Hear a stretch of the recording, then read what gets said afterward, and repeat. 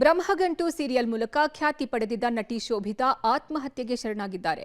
ವರ್ಷಗಳ ಹಿಂದಷ್ಟೇ ಮದುವೆಯಾಗಿದ್ದ ಶೋಭಿತಾ ಹೈದರಾಬಾದ್ನಲ್ಲಿ ನೇಣಿಗೆ ಶರಣಾಗಿದ್ದಾರೆ. ಇದು ಕಿರುತೆರೆ ಬಳಗಕ್ಕೆ ಆಘಾತವನ್ನ ತಂದೊಡ್ಡಿದೆ. ಇದರ ಡೀಟೇಲ್ಸ್ ಇಲ್ಲಿದೆ. ಬ್ರಹ್ಮಗಂಟು ಧಾರಾವಾಹಿ ನಟಿ ಶೋಭಿತಾ ಆತ್ಮಹತ್ಯೆ. ಹೈದರಾಬಾದ್ನಲ್ಲಿ ನೇಣಿಗೆ ಶರಣಾಗಿರೋ ಶೋಭಿತಾ. ಬ್ರಹ್ಮಗಂಟು ಸೀರಿಯಲ್ ಮೂಲಕ ಖ್ಯಾತಿ ಪಡೆದಿದ್ದ ನಟಿ ಶೋಭಿತಾ ಆತ್ಮಹತ್ಯೆಗೆ ಶರಣಾಗಿದ್ದಾರೆ. ವರ್ಷಗಳ ಹಿಂದಷ್ಟೇ ಮದುವೆಯಾಗಿದ್ದ ಶೋಭಿತಾ ಹೈದರಾಬಾದ್ನ ಶ್ರೀರಾಮನಗರ ಕಾಲೋನಿ ನಿವಾಸದಲ್ಲಿ ನೇಣಿಗೆ ಶರಣಾಗಿದ್ದಾರೆ. ನಿನ್ನೆ ಆತ್ಮಹತ್ಯೆಗೆ ಶರಣಾಗಿರುವ ಮಾಹಿತಿ ಲಭ್ಯವಾಗಿದೆ. ಪಕ್ಕದ ಮನೆಯವರ ದೂರಿನ ಬಳಿಕ ಆತ್ಮಹತ್ಯೆ ಬಗ್ಗೆ ಬೆಳಕಿಗೆ ಬಂದಿದೆ.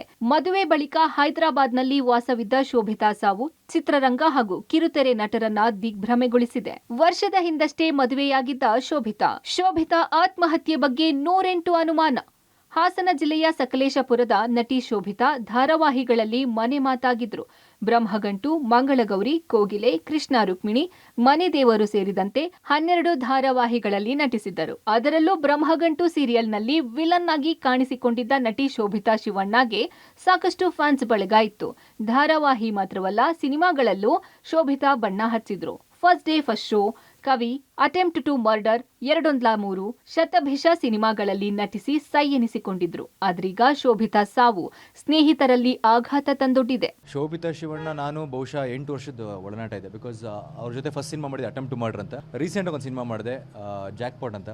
ಅದು ಆ್ಯಕ್ಚುಲಿ ಸಿನಿಮಾ ರಿಲೀಸಿಗೆ ಬಂದಿದೆ ಈಗ ಅದು.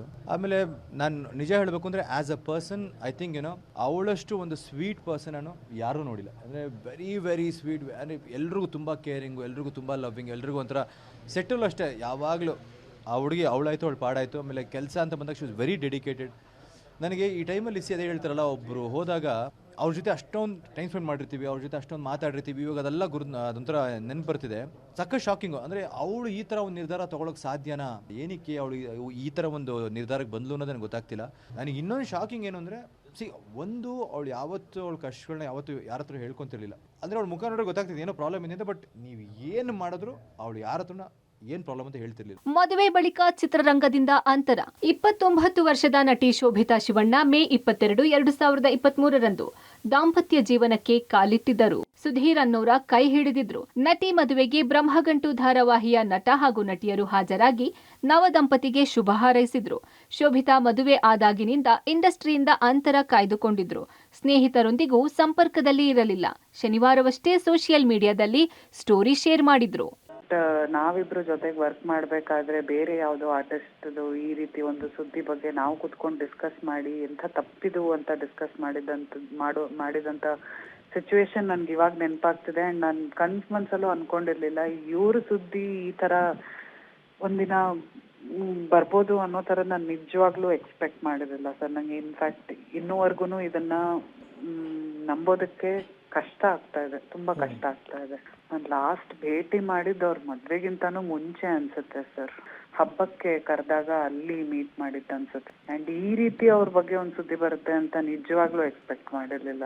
ಹೇಗೆ ರಿಯಾಕ್ಟ್ ಮಾಡ್ಬೇಕು ಇದಕ್ಕೆ, ಏನಕ್ಕೆ ಈ ತರ ಆಯ್ತು, ಏನು ಅರ್ಥ ಆಗ್ತಾ ಇಲ್ಲ ಸರ್. ಶೋಭಿತಾ ಸೀರಿಯಲ್ ಮಾಡುವಾಗಲೇ ಅವರ ತಂದೆಯನ್ನು ಕಳೆದುಕೊಂಡಿದ್ರು. ಹಾಸನ ಜಿಲ್ಲೆಯ ಸಕಲೇಶಪುರದಲ್ಲಿ ಆಕೆ ಕುಟುಂಬ ವಾಸವಿದ್ದು ಶಾಕ್ಗೆ ಒಳಗಾಗಿದೆ. ಅದೇನೇ ಇರಲಿ, ಪ್ರತಿಭಾನ್ವಿತ ಸದ್ರೂಪಿ ನಟಿ ಶೋಭಿತಾ ದುಡುಕಿನ ನಿರ್ಧಾರ ತೆಗೆದುಕೊಳ್ಳಬಾರದಿತ್ತು ಅಂತ ಕಿರುತೆರೆ ಬಳಗ ಮರುಕಪಟ್ಟಿದೆ. News desk, public TV, Bengaluru.